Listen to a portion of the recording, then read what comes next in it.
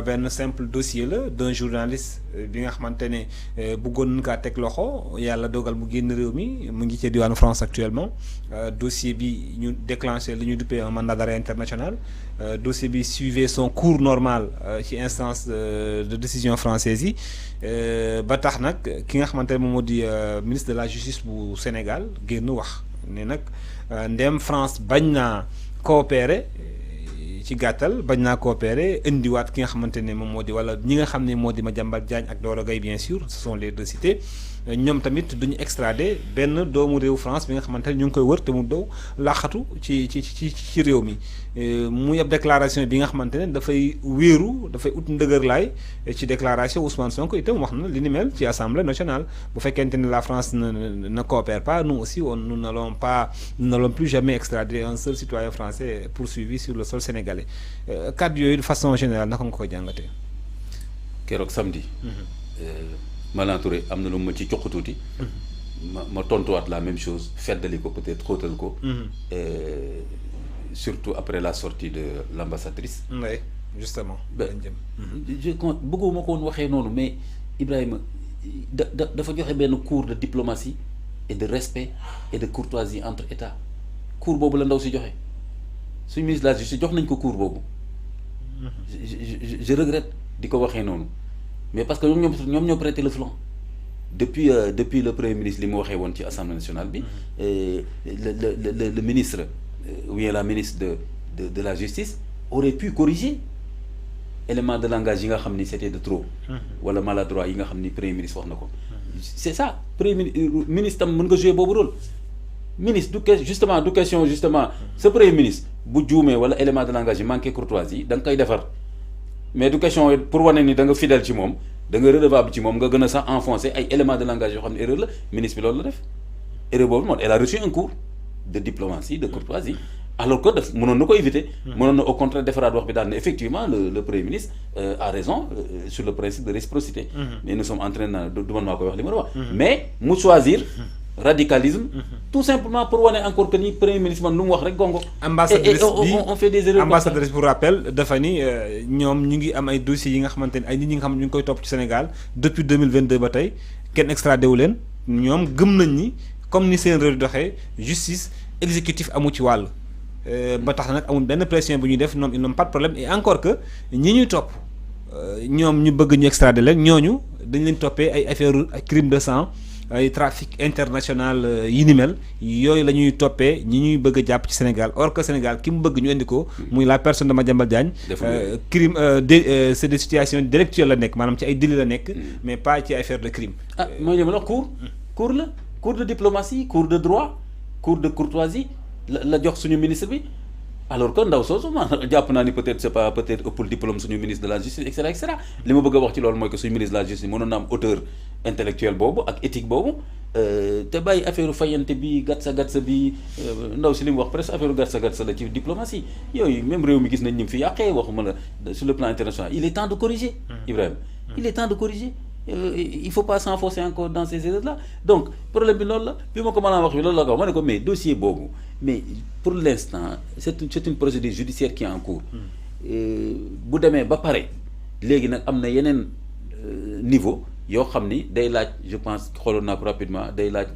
premier ministre bi ak chef d'état waaw mais xaajagun egg foofu nga taxaw naan réciprocité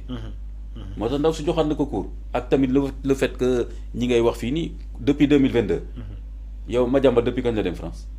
nee na procédure normale d'extradition 1 an à 1 an et demi lay jël suñu ministre waroon na xam loolu waroon na wax déjà conseil mi li génn leen ma déjà France ñoom nañu organiser yooyu yëpp su ko xamoon laxasoo ko du def erreur bi mu def bañ koy jox cours bi vrai cours lañ ko jox de diplomatie j'espère que dina ci jàng et que beneen yoon ñu bañ a def erreur bi donc affaire bi eggul foofu ay France lii kii ni du loolu procédure judiciaire la France tam pays souverain la comme Sénégal ni ñuy wootee pays souverain am seen procédure judiciaire da nga leen di jox seen respect ne leen nag léegi man maa ngi xaar extradition bi mais c'est pas automatique. La cour d'appel de Versailles moom moo war a addu ci loolu nee nag ñooñu. ñu ngi ci kenn ba jox ko rendez-vous. ba nee nañ kenn mënu leen teg pression nee na ñoom moom kenn mënu leen teg pression benn politique mënu leen teg pression. loolu gis nga wax boobu xam nga wax boobu. dàq sa ginnaaw. waxaale sa soxla genre yéen ni ngeen di def fii ni actuellement seen justice bi ngeen politiser nii ñun bu leen ñu indil boobu coow loolu la ko bëgg a wax te nee naa la suñu ministre moo prêté le flanc ak tam suñu premier ministre parce que ci assemblée nationale bi surtout assemblée nationale premier ministre toujours war na def très très attention ci dossiers yi foofu et après maintenant les ministres même s'il y a des problèmes après les ministres ku nekk ci sa secteur tu as le devoir républicain maintenant de corriger d'arrondir les angles etc. Ok un simple dossier d'un journaliste peut-être très influent xëj na dem ba ñu naan mën naa indi une tension diplomatique entre le Sénégal ak la France est-ce que ça nous fait pas tiquer un peu quand même ci te tam ci tànk yooyu xëj nañu dem ci parce que bu ñu demee ba la directrice en fait l'ambassadrice di génn di wax aussi c'est parce que ñu ngi egg ci ay proportions. waaw mën na fa bañ a egg mais bu fa eggee tamit man je trouve que maladresse bi ci Sénégal la jógee te su ma nee Sénégal mooy notre ministre de la justice voilà ak le premier ministre aussi notre ministre de la justice tam fekk si ko ci élément de langage boobu erreur la et on n'a pas besoin de ça. On n'a pas besoin pour wax ni on est un pays souverain comme ni mu ko waxee souvent di xaabaabal lu ne nga dugg ci et aussi on a besoin de respecter les autres pays loolu du wàññi dara ci suñu souveraineté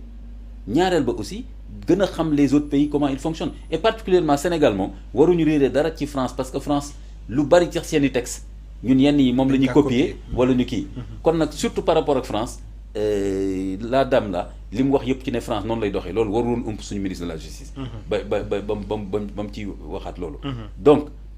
espérons que mu bañ a egg foofu parce que Sénégal fu nekk nii problème yi mu am sur le plan national et international soxlawuñu di créer une fausse animosité di créer des ennemis inutiles donc fu nekk nii on doit pouvoir coopérer avec la France selon une égale dignité mais loolu tam li mu laaj mooy respect mutuel courtois et tout et notre ministre de la justice deful wanewul respect boobu loolu il faut le dire deful respect boobu su fekkoon France moo ñu yàpp ñun wax ñu dara dinaa ko wax fii ci micro bi donc su eggee fenn fi tamit Sénégal moo def erreur bi mais je trouve bien que ñoom dossier bu mel noonu xam nañ ne Sénégal mu leen ci imposer dara et que du egg fenn fi quoi parce que pour man fi mu egg rek mooy le fait que ambassadrice bi génn ba expliquer wu pour remettre les points sur les i alors la diplomatie sénégalaise aussi ñu des ci parce que itam xëj na waxtaan nañ fi ci yaatu ci ay plateau chaîne de télévision aussi que ni la diplomatie xëj na dafa xaw a nërmeelu mais quand même gis nañu Sénégal jox nañ ko mu jiite li ñu duppee commission CEDEAO bi 2026 ba 2030 muy quand même benn victoire bi nga xamante ne la diplomatie sénégalaise am na ko loolu nomination boobu noonu ban njeexintal lay am ci réew mi wala ci Afrique bu ñu ko mënee tënkee. En tout cas c'est une bonne chose yu mel noonu moom boo ko jiitee rek c'est une bonne chose ça veut dire que wóolu nañ la et cetera et d'ailleurs maa ngi gis ci communiqué bi je pense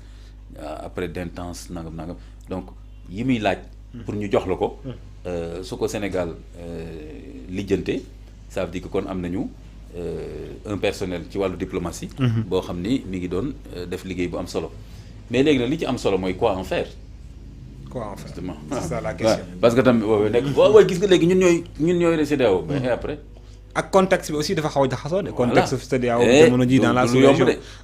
waa dévoué ñenn ñi dem ba gëmatuñ ko am na ñu génn am na ñu nga xam ne ñu ngi ci biir mais bon boo xoolee. waaw suñu relation difficile ak AES. ak tamit quelque part même Sénégal fii dañ fi teniroon ay discours yoo xam ni ci CEDEAO.